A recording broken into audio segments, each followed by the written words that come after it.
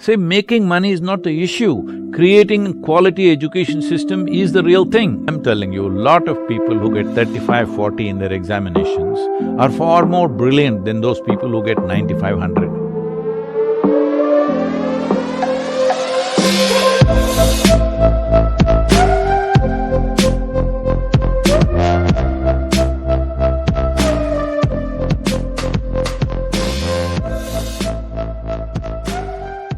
How do we make a Harvard or an Oxford or a Yale or a Cambridge in India, and how do we develop leaders in medical education and in healthcare infrastructure and have a world rating that we have the best infrastructure, not only doctors, but we also have the best infrastructure relating to delivering medical care?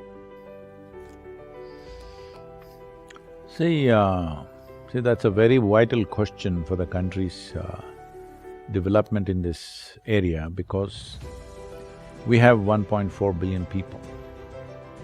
If we have a healthy and focused 1.4 billion people, then this very nation will become a miracle.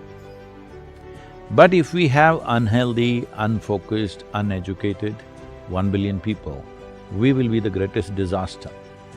Right now we are at that time, at that juncture. In many ways, we are at that cusp. Either we are going to cross this chasm or we are not going to. In various forums, in many ways, I have conveyed this to the government and to everybody concerned, that what is needed is investment into education.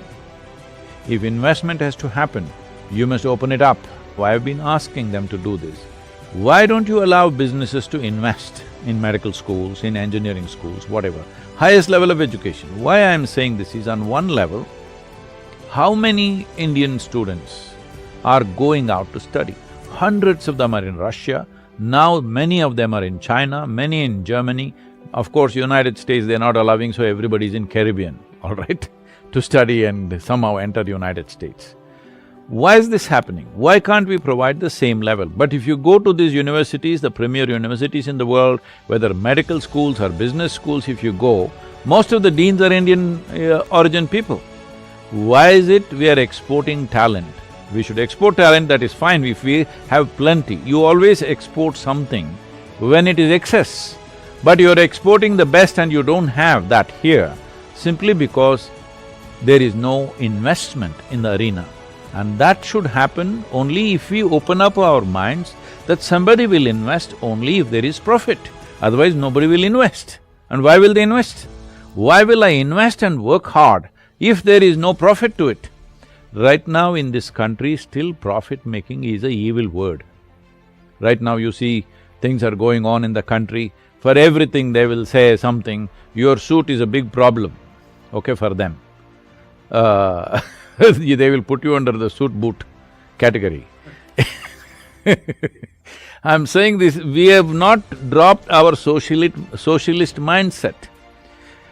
Is the government capable of really taking it to heights? I don't believe that. Well, some of the AIIMS institutions have functioned at the height, but they cannot scale up.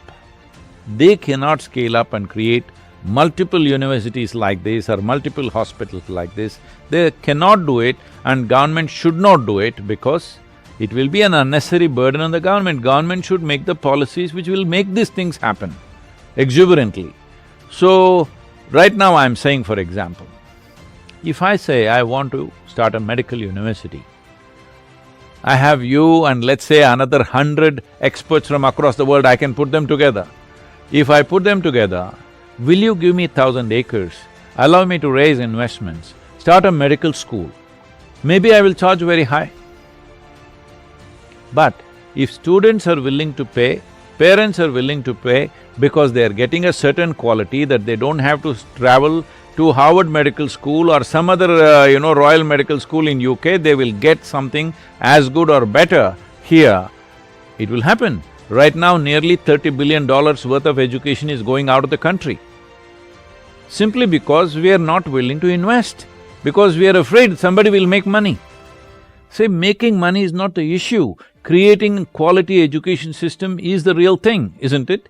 If you are interested in this, But right now we are in a socialist mindset, we don't even want to recognize there are different levels of economic strata in the country.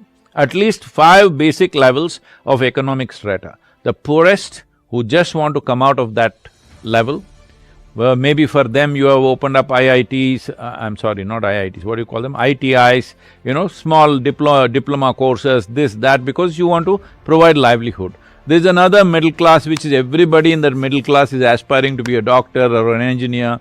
There's an higher middle class which is thinking of business and stuff like that. There are rich people who are thinking of something else in the form of education. So the many layers of India, you have to recognize that. You cannot say all of us go to ITI and become a diploma in mechanical engineering. It's not going to work. They will go to some other country and study, naturally. So I'm saying this can be only done if you relax the policy for private players to look at the needs of a given society and do that.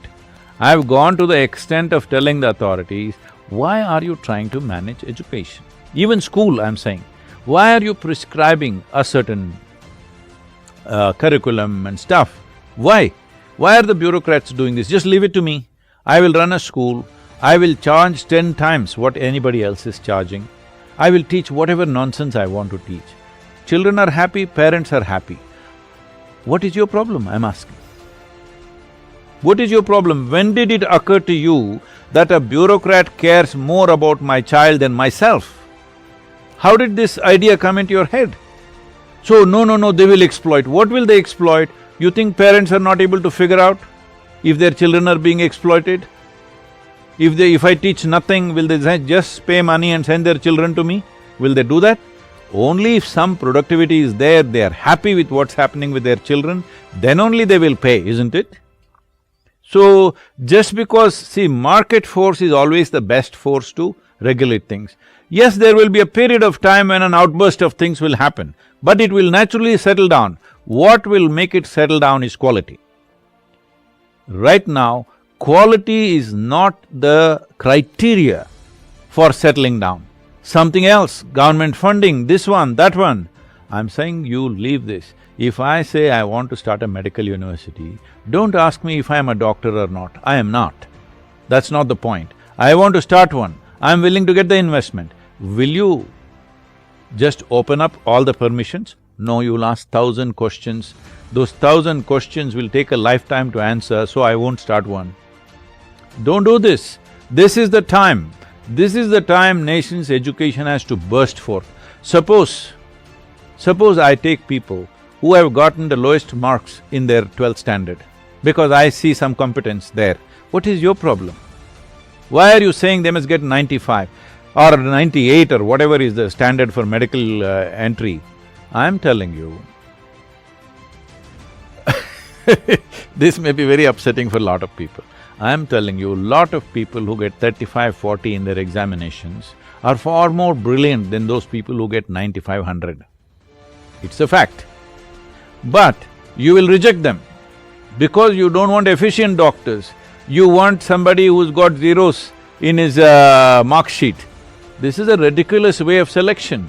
No, we got NEET exam. What is NEET exam? It's again like general knowledge kind of exam. It is not really testing anybody's competence. If I set up a medical university, I will set up a completely different level of aptitude test whether you can be a surgeon or not. Just because you got 98, this doesn't mean your hands are good. Hello? Absolutely. Isn't it? You got 98. Does it mean to say that you have the steadiest hands and the sharpest focus in your life? Definitely not. You're just a memory machine.